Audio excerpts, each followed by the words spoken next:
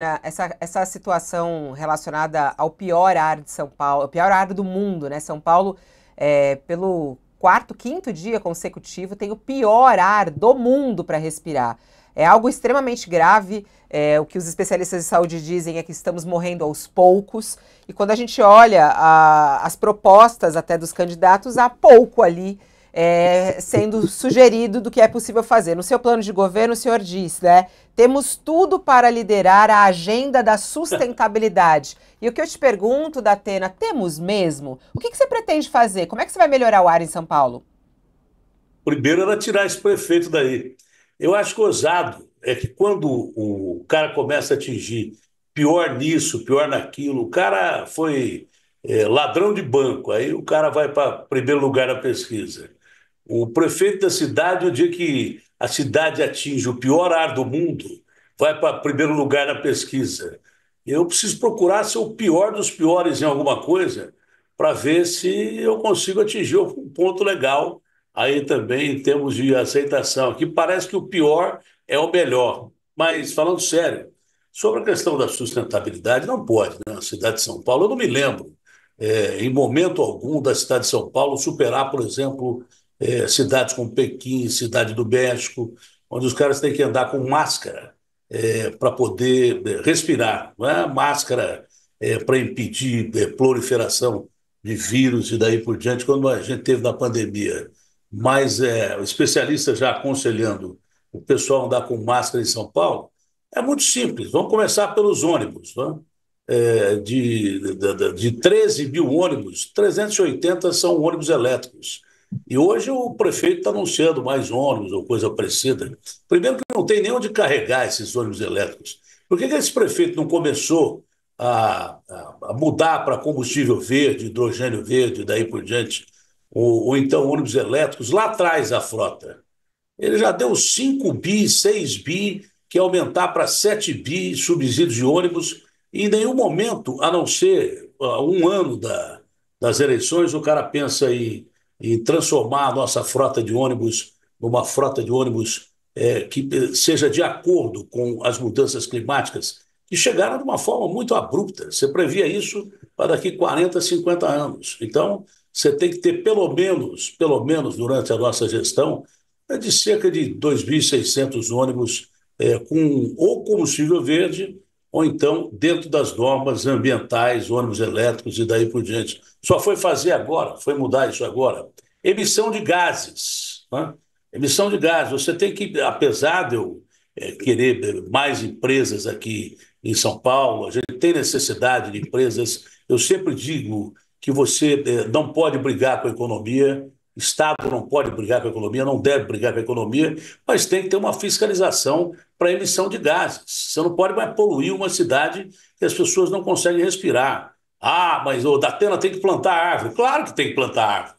Quanto mais árvores você tem dessa época aqui, tinha árvore pra caramba. Eu não sou bem dessa época aqui, mas sou um pouquinho depois. Você chegava em São Paulo a 28 graus, existia uma regulação térmica que chovia, por isso que São Paulo era chamada de Terra da Garoa, preservação de Mata Atlântica. Aliás, a única coisa que restou foi um pouquinho da Mata Com a Verde de São inspeção, Paulo. você voltaria com a Posso inspeção terminar? veicular? Ah, pode, Posso desculpa, terminar? Posso pode, terminar? Senão vão dizer que eu não deixo ninguém falar. pode, Você faz desculpa, uma pergunta complexa sobre meio ambiente. Se eu não puder responder, pode, desculpa. 54% da área verde de São Paulo, que atinge, por isso, o mínimo da disparidade da cidade toda impermeabilizada, está lá em Parelheiros. O que é? Serra do Mar, no pé da serra. Então você tem que, a partir de agora, construções particulares e principalmente construções grandes ou construções de governo, tem que observar as normas verdes. Calçamento permeável, drenante, não é verdade? Pisos permeáveis, drenantes, grandes jardins, que é o conceito da cidade esponja. Ah, você vai falar do teto verde, vou falar do teto verde, mas isso é lá da Dinamarca, não. Se serve para a Dinamarca, serve para a gente também. Fiscalização total de emissão de gás, controle veicular, a partir do momento que não gere mais custo à população, e não do jeito que era feito, daquela controlar, onde as pessoas roubavam dinheiro pra caramba na administração pública. Tinha até oficina que ficava no entorno da Controlar, que o cara lá ia lá, trocava o motor, ia na Controlar, passava com o motor que ele acabou de trocar, voltava, botava o motor dele e ia embora. Desde que não gere despesa à população, você tem que ter um controle de emissão de gases. São quase 10 milhões de veículos circulando em São Paulo. Se você melhorar o transporte coletivo, você melhorar metrô, por exemplo, aqui não tem metrô, 100 quilômetros de metrô, nós começamos a construir o metrô na mesma época que o metrô da Cidade do México. Hoje eles têm 300 quilômetros de metrô e a gente tem 104. Quer dizer, como é que pode o México, que nunca foi um modelo de economia, ter 200 quilômetros a mais quando a gente começou a construir metrô na mesma época que de repente, começou a construir a Cidade do México? Esse é problema do Tarcísio, não é meu, entendeu? Agora, quanto a você melhorar a qualidade dos ônibus, botar, como é proposta nossa, de mobilidade e também de sustentabilidade, acho que caiu a linha, mas eu devo estar no ar aí, de alguma forma, tem imagens minhas. Essas Então, o lance é o imagens. seguinte: as minhas imagens estão aí. Por que não VLTs? Né? VLTs, o veículo leve sobre A trilho, gente vai no usar centro da isso, cidade. os da Atena, desculpa. São duas linhas com Exato. A 27 gente vai falar estações. sobre isso na área de mobilidade da Atena, só para a gente poder ir para Ah, tema mas por eu tema, posso como a gente. responder a mesma coisa, é uma coisa só. É uma coisa só. Mobilidade é isso também. Mobilidade e meio ambiente é uma coisa só. É que Dá senão, para misturar, porque aí você não precisa nem perguntar mais de mobilidade. não, é que senão fica Estou tentando confuso. ajudar. É que senão fica confuso para o eleitor, né? A gente Vamos procura. seguir nessa. Vamos seguir nessa linha da zeladoria. Tem um ponto muito importante. Teve um apagão, né, Fábio? Em São Paulo, tem muita gente que ficou 9 horas sem energia, não é isso, Fábio? Eu queria ouvir um pouquinho da Atena sobre isso, que ele foi muito vocal nos apagões do ano passado, né, da Atena, quando a cidade de São Paulo, o estado de São Paulo todo sofreu muito com isso.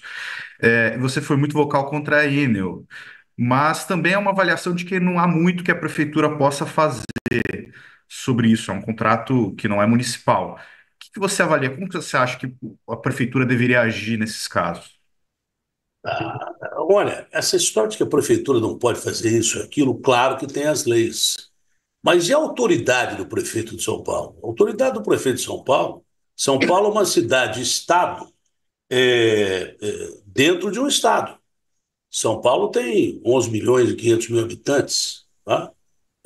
Se botar a região metropolitana, a metade do estado de São Paulo está em São Paulo. Então o prefeito tem autoridade. Ele não tem autoridade legal para mexer com a Enel. Mas até o prefeito tentou fazer isso, né? Você Venaldo dizer que não tentou. Mas ele é fraco, ele não conseguiu. Tinha que tirar a Enel daqui. Aliás, não sei por que trouxeram a Enel para cá. Porque a Enel foi um péssimo exemplo, por exemplo, no estado de Goiás, prestando serviços horríveis à população e outros estados de São Paulo. Tiraram a Eletropaulo, deviam ter botado a Eletrozé, Eletrojoão, ao invés da Enel. A Enel foi um desastre, foi um desastre, foi lamentável. O que a Enel fez com a cidade de São Paulo foi muito pior que a Mas é, Eletropaulo. Durante a pandemia, os caras cobraram contas inomináveis e o serviço entregue à população é uma porcaria. Eu tentaria, de todas as formas possíveis, aumentar o contato com o governo do Estado e pedir ao governo do Estado que descredenciasse a Enel. O grande problema são as reguladoras. A Agência Reguladora de Energia, por exemplo, a maioria dos caras que trabalham na agência de regulação de energia veio do serviço das elétricas. Como é assim na saúde, daí por diante. Essas empresas reguladoras não regulam coisa nenhuma. Entendeu? Esse contrato com a Enel já devia ter sido suspenso há muito tempo e ao invés de você pagar para eles, eles é que deviam pagar para a cidade pelos péssimos serviços prestados à cidade de São Paulo. São Paulo fica parado há 3 dias, o cara perde remédio, perde comida, já não tem remédio no hospital, já não tem comida porque o cara não tem emprego. O cara perde tudo. Essa Enel é terrível. Como empresa que presta serviços à prefeitura, é um horror. Já matou pelo menos 3 ou 4 pessoas eletrocutadas com ligação em poste. Você lembra? Foi na época do Dória também. O cara encostava no poste e morria. A Ilumine também é uma porcaria de uma servidora prestadora de serviço da área de elétrica. Eu vou parar por aqui, porque senão vocês vão me interromper mesmo. Candidato, você diz no seu programa de governo que os subprefeitos terão que ser escolhidos entre quem mora na própria região. No Flow Podcast, você disse que talvez seja o caso de fazer eleições para subprefeitos. Aí eu queria... Talvez. Eu acho que você ouvindo o pessoal da região, tendo contato com o pessoal da região, você mesmo resolva essa situação.